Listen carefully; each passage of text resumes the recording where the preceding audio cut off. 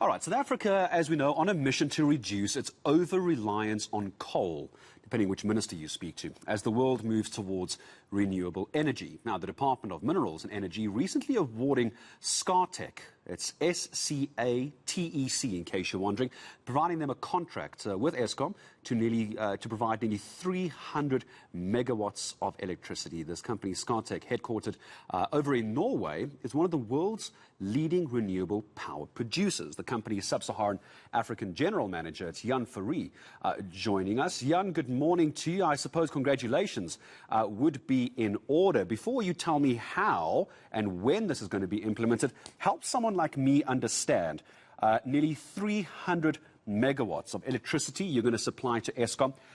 What is 300 megawatts? Is that Johannesburg? Is it Randburg? Is it Cape Town? Help me understand what that will fix.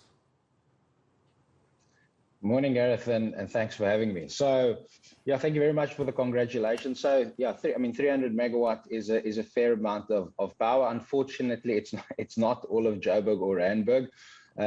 You're talking about so it's 3 facilities that we won, and it's about 50,000 households per facility.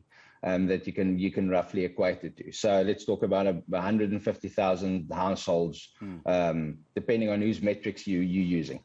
Okay, let's use your metrics then, as I imagine that's the most important metric in this conversation.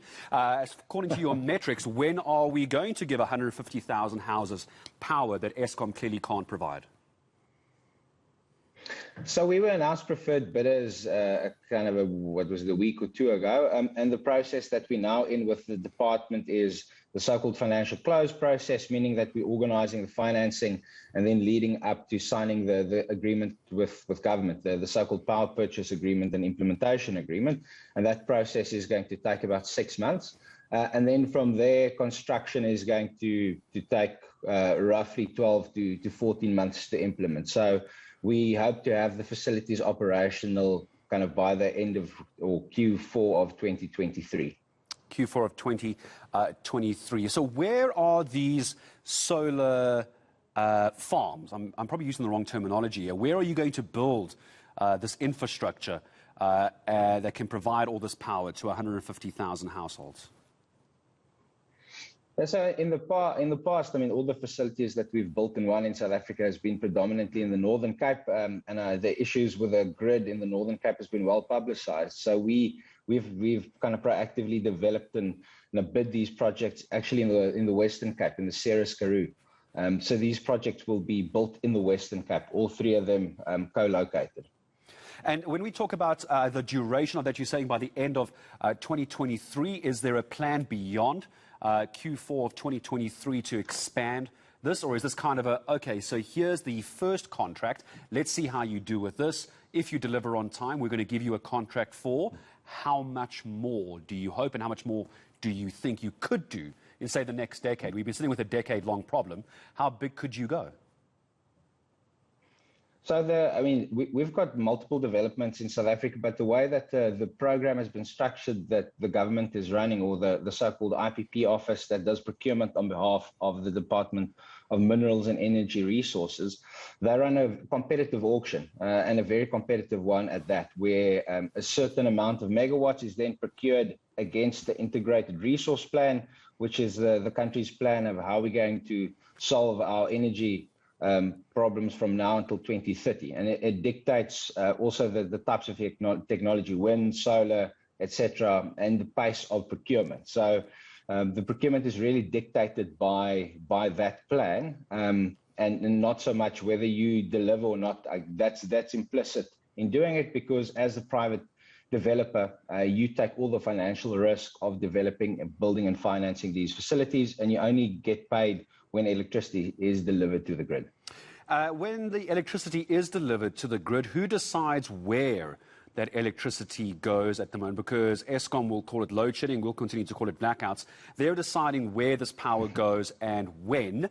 Once this is in place, Q4 2023, Jan, who's deciding where that power goes for 150,000 houses or 300 megawatts?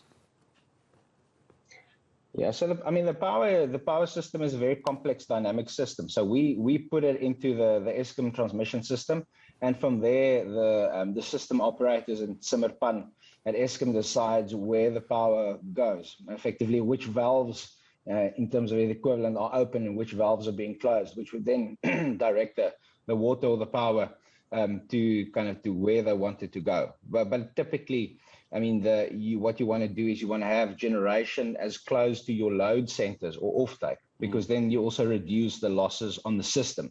So, I mean, this would typically be used in the Western Cape, just on a technical level. Perhaps in the last 30 seconds I have with you, Fourie, in the time between now, as of today, because I'm sure you're going to go and start building these things as soon as you're off your Zoom meeting with me, and the end of 2023, is this a case of you can start generating power as you're building, or do you need to wait to flip a big switch at the end of Q4? Is there no way you can sort of taper in power between now and the end of 2023? No, I mean, unfortunately not. The constraining factor is your grid connection, and which is also usually on the critical paths for the project. So even though the technology is very modular by nature, call it your big plug into the system and building the substation, putting all the transformers and these things into place, that takes a long time to do. But by the time the grid infrastructure is in place, and we've built the substation, we can then start feeding power into the system on a feed-in basis. But yeah, so we build both the substation and the power station basically in parallel, but we can't feed in power before the substation is completed. Well, as soon as you can, for those living in North Riding and Soweto, please come build some solar panels in North Riding and Soweto as well. Make a big difference there. All the best to you and the company. Fourie from Scatec. I'm sure you want to go and Google that name, Scatec. Hopefully you're going to make a big difference come the end of 2023.